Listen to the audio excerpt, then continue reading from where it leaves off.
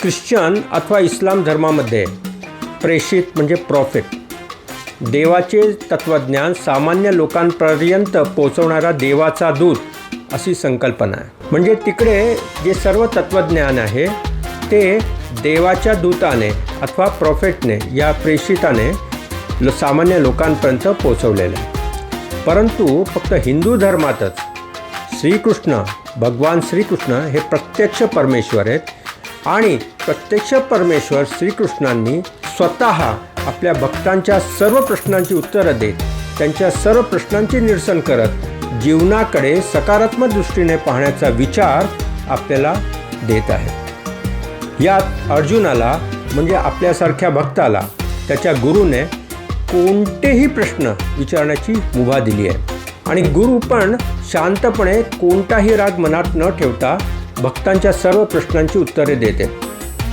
यासाठीच भगवद्गीता श्रेष्ठ आहे. गीतेमध्ये कुठेही परमेश्वराने मी सांगितलं आहे म्हणून डोळे झाकून विश्वास ठेव असं सांगितलं नाही आहे. त्यांनी शिष्याला संपूर्ण मुभा दिली आहे. जे मनात येतं ते सगळं प्रश्न विचारून टाक. एक एक करून सर्व प्रश्नांची उत्तरे देत त्यांनी शिष्याचं मानसिक संतुलन मजबूत बनवत त्याला त्याच्या कार्यासाठी भगवान श्रीकृष्ण सिद्ध करत आहेत. तर पहिला जो शब्द भगवद्गीतेमध्ये सतत वापरला जातो तो आहे कर्म. म्हणजे काय? कर्म म्हणजे कार्य, म्हणजे ॲक्शन.